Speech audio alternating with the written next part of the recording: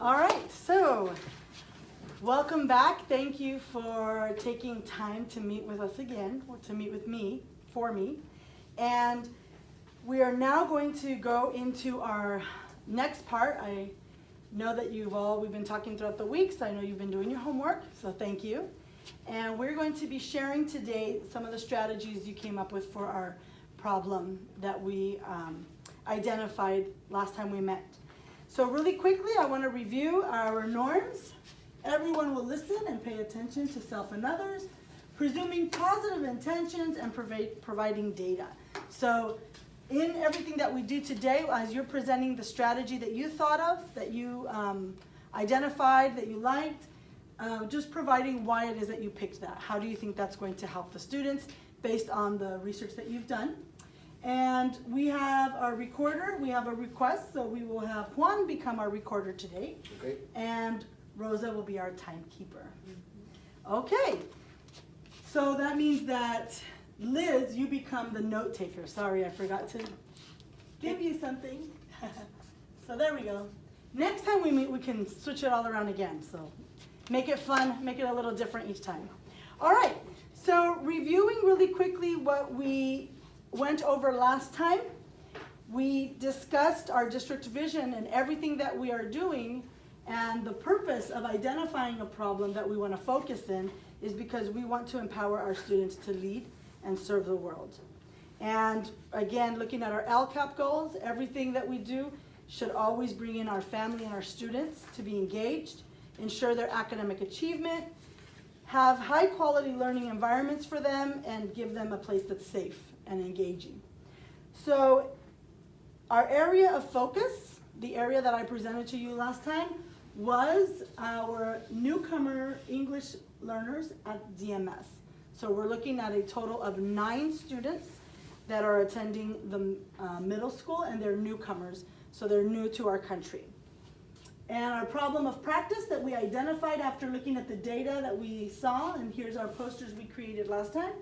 After seeing the data and survey results and their grades, we said that newcomer students at DMS need guidance and support to advocate for themselves.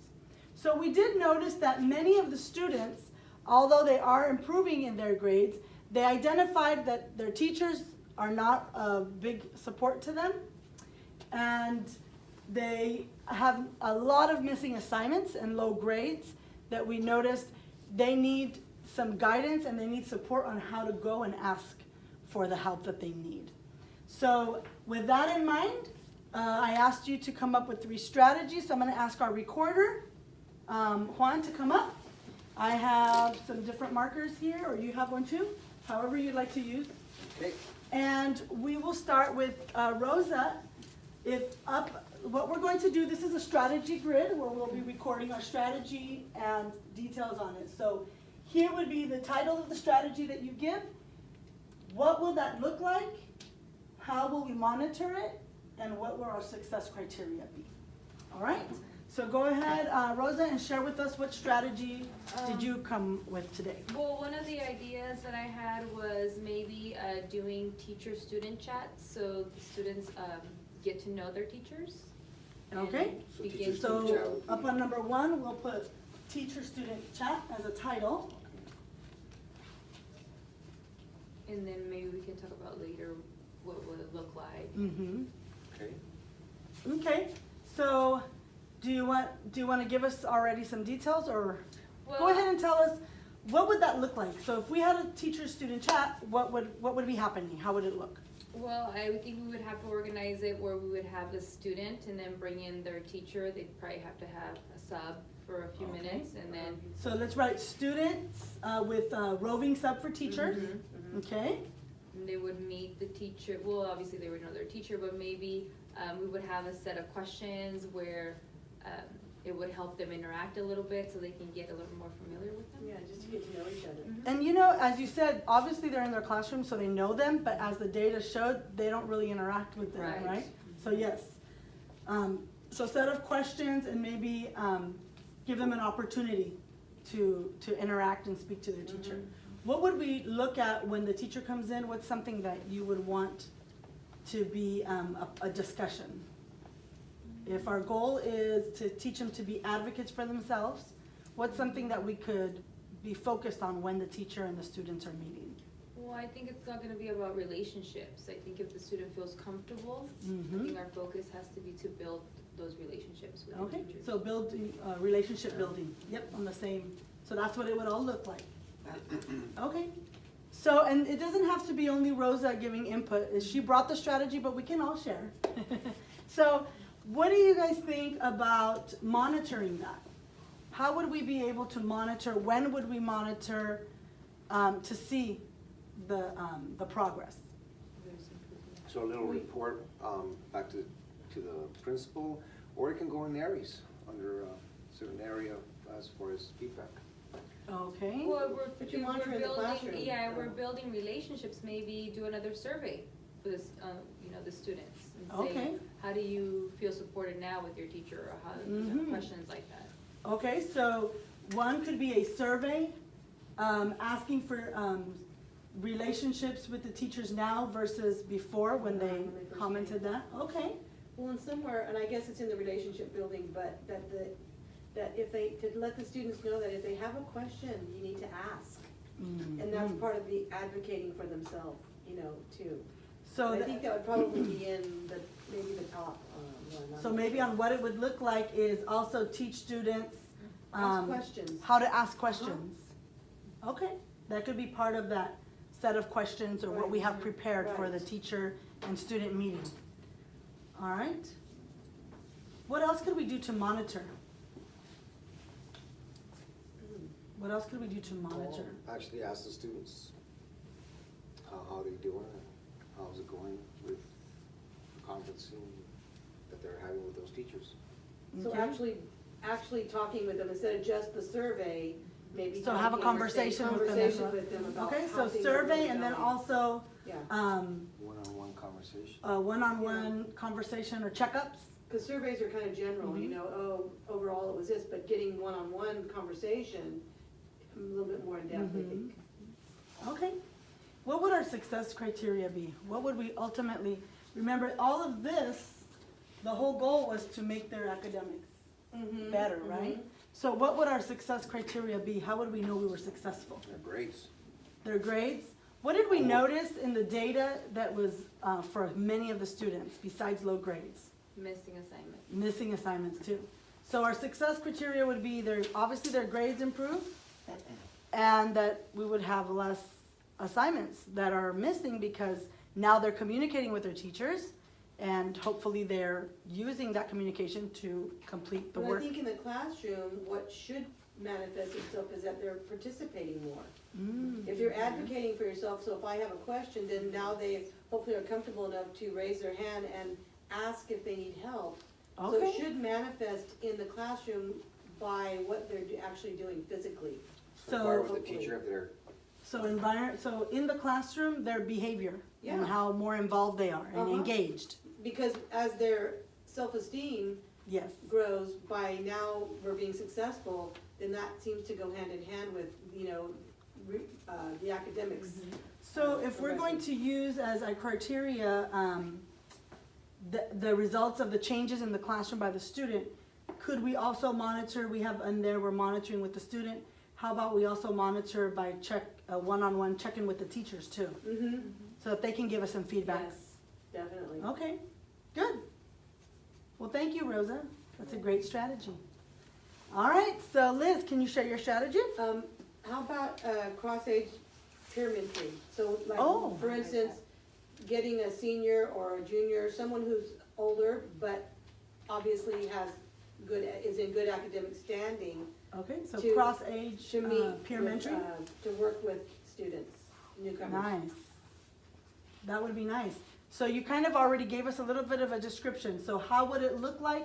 We would bring in, you said a If it's senior, someone older, I would any think student because- who's older? Or, you know, but someone who is a good student in academic standing so that they can, you know, get to know one another, but that obviously the older person will be able to help Yes. the newcomer.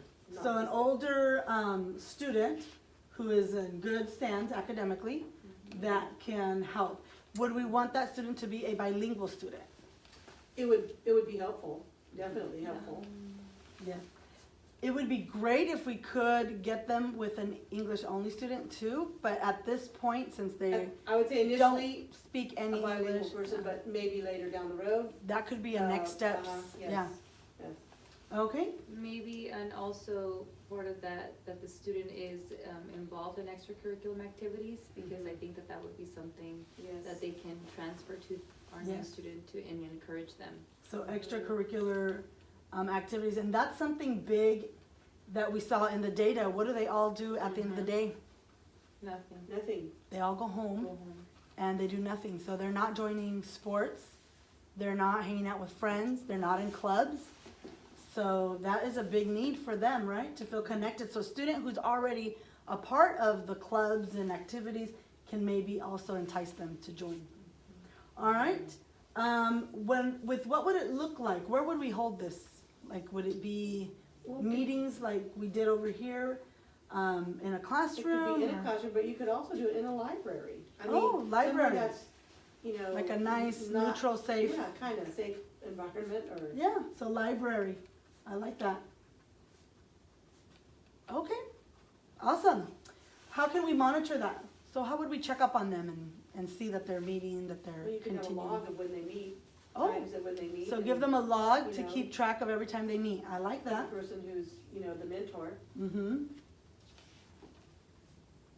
Yeah, because the goal is that we might establish the first meeting, but that they would continue that relationship. And that it's not Yes. that we have to tell them when to Right, meet. right. So leave it open to them. Which I like would that. require meeting with a mentor person to let them know what their role and So their the very responsibilities first are. A meeting with expectations Yes. by one of us from the team, maybe, Yeah. giving them that expectation. Uh-huh. Can I go Yes. back to the grade level? So now I'm thinking, now that, you know, extracurriculum activities and then good academic standing, shouldn't we want someone in the same grade level, or even just at the middle school, 7th or 8th? So if they're 7th graders, or they're 7th or 8th grade student, just because they'll be doing the same extracurriculum be. activities, Yeah. they're learning the So same then, thing, so they can help. let's go to our with title, school.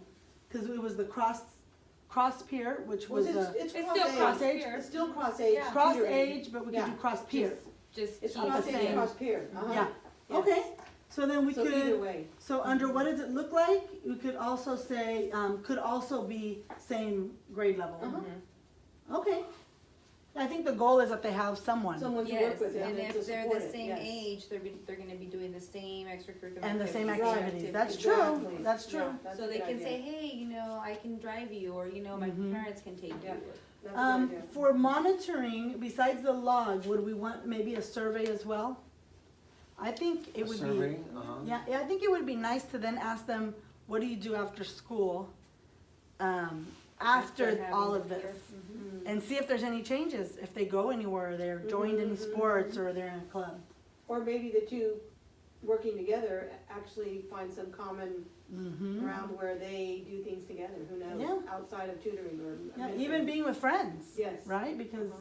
right now they're doing that, they're just going home, they're not staying, so, okay.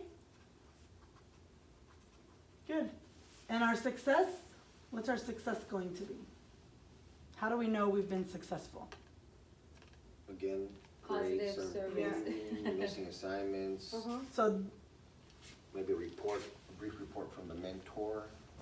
okay, and remember that our problem is teaching them to advocate, so Mhm. maybe under what does it look like is also, the expectation is also on Strategies. teaching them how to speak up and Yes. talk to their teachers. Yes. So that would be also, because we want, the end of everything is to make sure that we meet this To advocate problem, for themselves. that they learn how to yes. advocate, how to communicate. Okay. All right, so grades improved, and then students become, we had said, more active, right? That they would Well, become and a part hopefully of their that. Again, their participation. Participation will hopefully should be increase increasing. in the school events and in community. what- Yeah, in And things in that the they're doing in the classroom. classroom. Better grades, you know, on things that are actually classroom assignments, Mm-hmm. homework, whatever they're turning in. You would hope to see some better grades in that, or, you know, some progress there. Yep, good. Okay, so thank you, and we have one more strategy. So My- Juan, what was your strategy? I was looking at informal, adult-led with maybe our instructional assistants as we're beefing them up and showing them what to look after and having them understand a little bit more where these kids are coming from. They're already there. These kids often look at them with much more positive view. They're indicated in the data that they get help from a lot of these people. So what are we calling the strategy? Is it instructional aid training? Is that what you're, Well, like training with what it says for there. aides? Well, not trained in aids, informal peer, no, it's not peer, it's informal adult-led. So we Okay. kind of guide the instructional aides on, we already kind of taught them on what to look for. Also have them meet with the kids on showing them how the process is, how to use Google Translate or the Google spreadsheets to share information with their peers. Have them make contact with a newcomer or a set of newcomers. Okay, So it really would require some kind of training or PD for the we instructional we aides would so that need they to know provide exactly some what their role guidance is. to them on. Yes. Okay, Uh-huh. so for number 3, let's title it instructional aid So I'm thinking kind of like assigning. chats, kind of like the teacher kind chats, of but with the assigning- aides. Yeah, assigning us, 1 or 2 EL students to each aide, Mm, that they are sort of responsible, overlooking. Okay, So it's like a mentoring except so Yeah. now with instructional an aid adult. mentor, there you go. It's a mentoring thing, but now this time with an adult. Instructional aid mentor, Uh-huh. good. So what would that look like then? And we already said, so one thing is that we would need to provide Set of Aid goals, expectations. with goals and Goals, expectations. expectations. Mhm. And some type of training, just even in the Mhm. goals and expectation, but somewhere that they have to know what is their role and what do they actually do. Yes, using that newcomer toolkit, Mhm. we could use that description that's there. Yes. Yes. The other thing I heard was another way it would look is that each aide would have maybe 2 assigned newcomers to them. So that way they're assigned to the aide. All right. Anything else on how it would look like?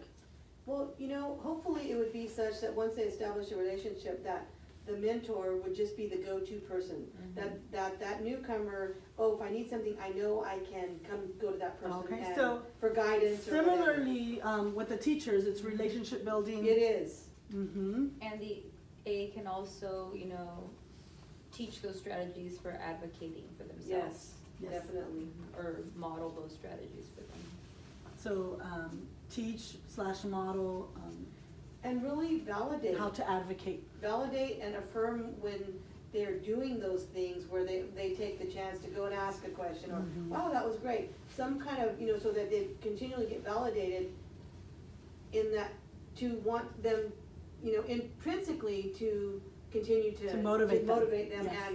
and advocate for themselves. Mhm. So also provide motivation for Yes. them. Uh-huh. All right, how can we monitor this?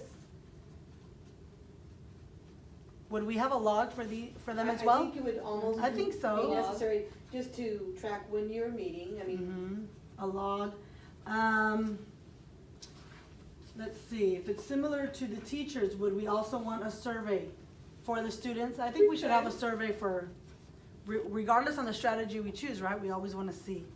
Well, not only that, dealing with socio-emotional kind of things, is it working out? I mean, is this, what, based on your survey, how do you feel about this, or, Yeah, you know what I mean, with the person, the actual person? Because sometimes not every person gets along, or I shouldn't say Yeah. get along, but you know what I mean? they might not have a good fit, and we'll need to Right. find them a And that is an new important mentor. thing, is the fit. Yep. So So survey we'll might also tell that. monitor if they're good mentors, Right, or a good fit for them. because that really is important, because if you don't feel comfortable, you're not gonna wanna go. Mhm. I think one of the items here too of the monitoring is because some of our kids do have some serious items, issues from where they're coming from, that the use of our ripple effects can Oh. also serve, if it's recommended to get the kids on there and how many times they get on. You may not Yes. see So what they're maybe- doing, but Introduce students to ripple effects introduce them. as needed, right? Because it would be a case by case. Yes. We do have some students that come from areas, you know, as asylum and refugees that come from areas that are really rough and they would need it. Okay, so then how will we know if we were successful? What were our criteria? Well, hopefully, again, it will lead to, now seeing that they're advocating for themselves, Mhm. their self-esteem should be improving, their participation, and ultimately, their grades, Their grades. and Missing fewer missing assignments. assignments. So our criteria will be really the same for all of them, right? Because Mhm. the end goal is the same. Yes, because it is the same. So grades increased, students more engaged, students advocating for themselves and feeling more comfortable and Well, supported. definitely participating in other extracurricular activities. If now they're kind of like one of Mhm. our quote-unquote normal students who, Yes, and now they're So they engaged in should- similar activities. they should feel like they have Like they're acculturated. part of the community, Part of the right, culture. right. Yep. Okay, excellent. So, taking a look at the strategy grid, this grid kind of helps us in looking at all of our options and coming to a consensus on what we think. So we have teacher-student chats, so that would bring in the teacher themselves to meeting with the student, getting to know them, building a relationship with them, and teaching the student how to speak to their teacher and how to advocate for themselves. The cross-age or peer tutoring, mentoring would be the other students supporting the students as well and giving them all of those skills and also bringing them into the culture and the school community so that they feel like they're part of the team. And the instructional aid mentoring. So we also have doing the same, similar as the teacher, similar as the student who's supporting, but this would be coming from an aide who would be checking up on them and have an assigned number of students. We're looking at 9 students right now. So if we have 3 aides at the middle school, so there would be three per aide if we wanted to go that route. All right, so take a look at it. What do you think is something that we can actually achieve? Something that we could try, that we could implement for the next couple of weeks, and that we could use our monitoring tools that we wrote and see if they are successful. So let's start with, I'm gonna ask you to give it a 1, 2, or 3. So take a look at 1. And then what I'm gonna do is have you raise your hand if you would like to say aye or vote for that strategy. Okay? So I know that this part here, it's a lot to take in. We've talked a lot about it, but the goal today, and as we've been talking throughout the week and discussing the strategies, I know that we've already kind of come with ideas in mind. So let's take a look at the 3. So I will take notes on this one. Which one are we going to go with? So raise your hand or say, put up if you would like for the focus to be on the teacher and student relationship building. Okay? Raise your hand if you would like it to be on the peer student. I do too, I think that one's aye. Aye, okay, so we have 2 votes here, no votes here, so I can assume you like the aid. Okay, so now let's talk about that. Between these 2, what are the benefits, the pros and the cons of going with a peer student or an instructional aide? Well, the instructional aide is already kind of schooled, even with more or additional PD, but they're already performing functions like that in the classroom, helping students already. So for them, it would be a very smooth Kind of a, transition to Yes. take this on. They've already received some trainings, and they're Yes. already familiar with the students. They already Yes. know them, okay? My And- only and concern those would be that they would only support during school hours. So if we Mm. want them to, adapt to the culture or to get to know the community, I think that with a peer student, they can do that a little bit better. That's Good point. true. Good point. With the aides, I mean, regardless of how great the aide is, it is their work day. Yes. And they go home and it's a job for them. It is. Okay, I'll go to number 2. Ah, you convinced him. Darn it, I'll go With to with the students, if the goal is to have them become advocates and become acculturated and be part of our community, then with a student, they'd meet up at games. They would get to see each other. Mm-hmm. Okay, so we're gonna go with this. Yay, give yourselves a hand. Woo. But even saying that, that's just a starting point, because you know that Yes. with those strategies, you're going to incorporate the others. Definitely. So, our The next, good thing about it is that those kids that are going to be doing the mentoring are going to increase their potential as well Yes. from the experience. I agree. And so in thinking of that, what we are going to be coming back again. We're gonna give it, what is a good timeline? What do you think? How much time do we need? 2 weeks, 3 weeks? We shouldn't do more than a month, To because see how they do. so I will work as part, since this is my project, I will work on the strategy that you have and get it set and have students meet. How long do we want that to run before we come and check, is this working, is it not working? What do we need to tweak? So it really could not be more than a month because we need, first we want to catch if there's any issues right away. Right. But we also want to be able to make adjustments as we go. Mm-hmm. And we're in February, first week of February, so what do we think? By the end of the month? By the end of the month, probably. By the end of the yes. month. So our timeline will be the end of the month to come back and check on how it's going, how we set up students with other students. I'm already starting to think, and we'll keep discussing, I'm already thinking maybe our leadership class. That would be a good opportunity to get some students from there. So we'll definitely put the strategy to work. We'll come back at the end of the month and see how it's working and talk about the pros and the cons and what we might need to adjust.